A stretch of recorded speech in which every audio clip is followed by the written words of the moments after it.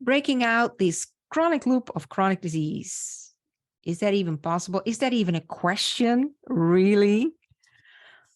Hey guys, it's nice to see you back. That is the big question that we're dealing with today. Not so much about how to break out of this chronic loop of chronic disease, but more so if this is for real, if this is a real possibility. Can we reverse chronic disease? Because if you look around, there are so many people with chronic diseases and they seem to stuck with it forever, actually. So there are not so many people yet reversing their chronic disease. So it's worthwhile to open up to this possibility. And that's why I'm making this video, to create some awareness that there is a choice. And that may sound quite bold or hard, or maybe it's just a gentle reminder. But I hope that this will help to create awareness and to see the possibility for yourself. So you open up to this possibility and a lot of opportunities for your tomorrow. So that's why I'm making this video. So if you have experienced chronic disease for a while, or maybe more chronic diseases, because a lot of people have more than one chronic disease at the same time, then you probably know that it's not getting any better, or maybe it's not getting better, any better at all. And I get that, because that is the hallmark of chronic disease, that it is progressive. So all the reason that when you have chronic disease, you get kind of sad or anxious about the future, or anxious about all the procedures or medications or treatments that are necessary. You have depressive episodes. You feel insecure about the future. You're fed up with all the impediments or dependencies. So most people who have one or more chronic diseases, they also suffer chronic disease distress as a consequence of the chronic disease. But the thing is that negative emotions like sadness, like anxiety, like depressive episodes, or any negative emotion that is there for a longer time, is at the origin of chronic disease. So when it's both the cause and the consequence, what happens when there is a cause and the chronic disease exists, and there's a consequence and there's negative emotion, the consequence becomes the cause and the cause becomes the consequence. And there we have this chronic loop of chronic disease, right? Actually, it not even is just a chronic loop. It's a downward spiral, because chronic disease is progressive. So instead of going downward, we want this spiral going upward and reverse chronic disease. That is the thing.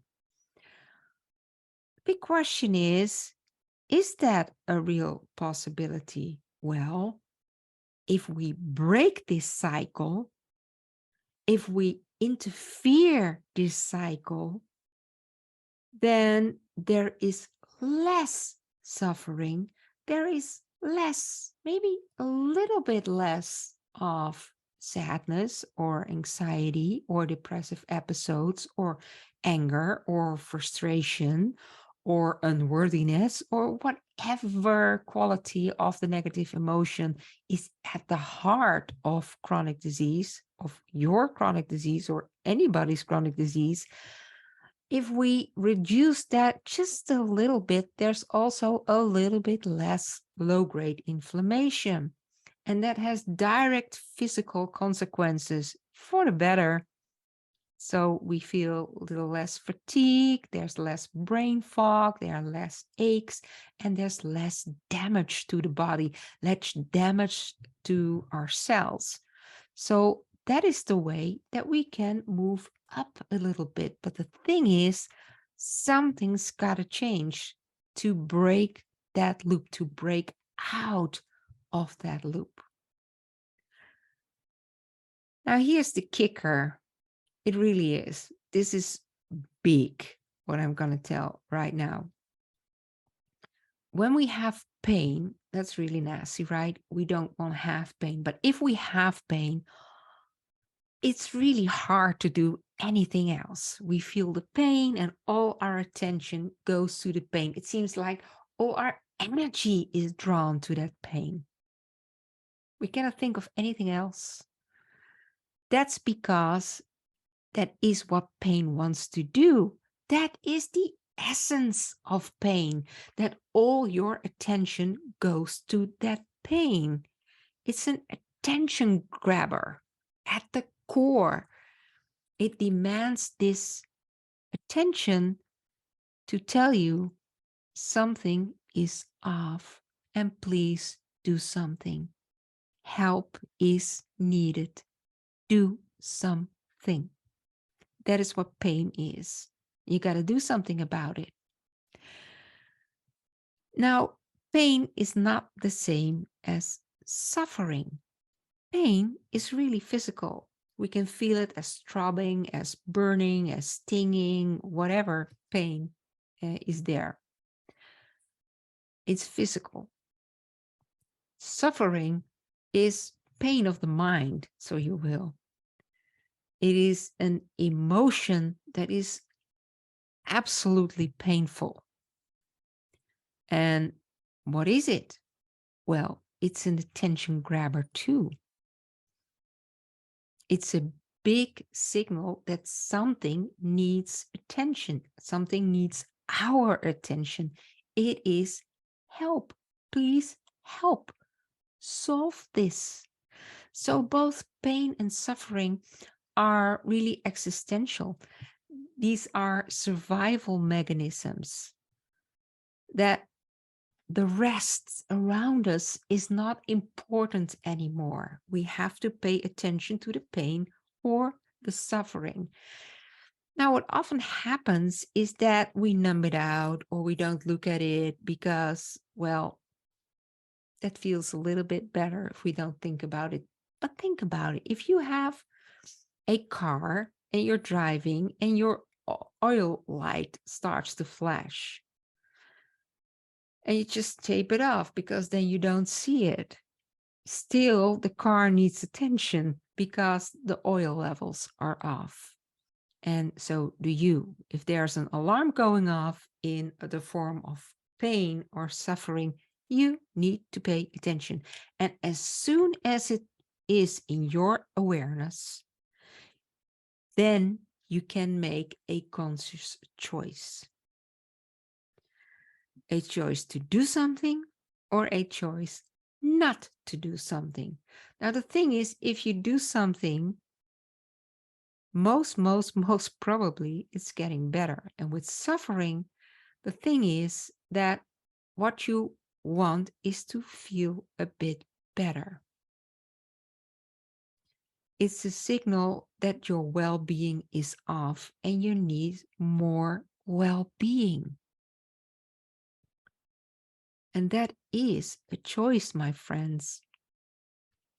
It may be bold and hard, but it is a choice. And the thing is, it is the only choice that you can make, the choice to feel better,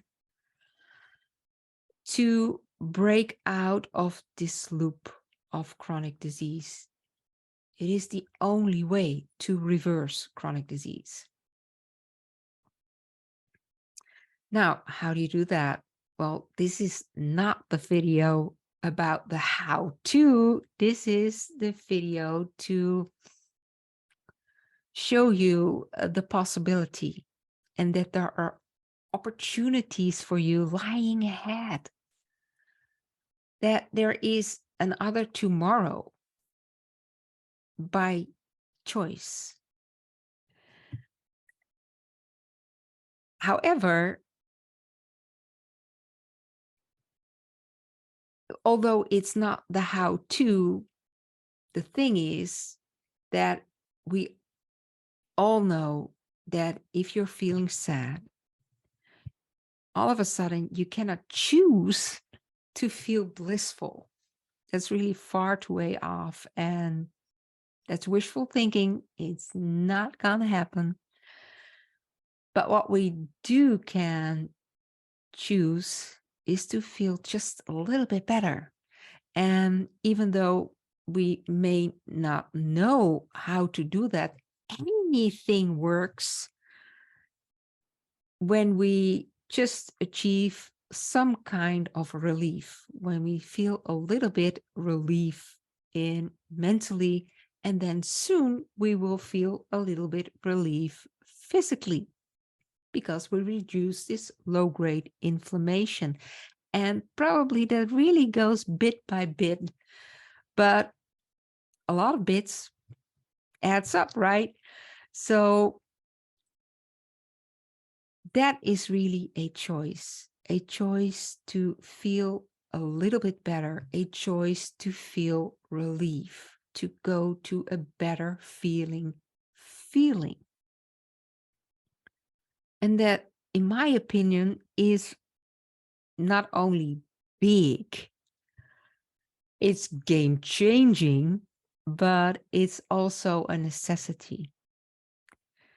If you want to shed the impediments of chronic disease, if we want to get rid of the insecurity about our future, feeling we have no control over our health, or we cannot do the things that we want to do, or not in the timing that we want to do, we have maybe all those dependencies, or we have those desires that are asking for our good health, to do the things with our family, or with our children, our spouse, or our career, all are whys. Why is it important to me to feel well? Why is it important to me that I have good health? Maybe you have the desire to see the world, or all those new experiences, or express your talents. And there are a lot of things in life that demand good health to do them. So there's a lot at stake. And if there's an opportunity, then I hope that I can show you the possibility so you can grab your opportunity. And that's why I've made this video. And see you next time.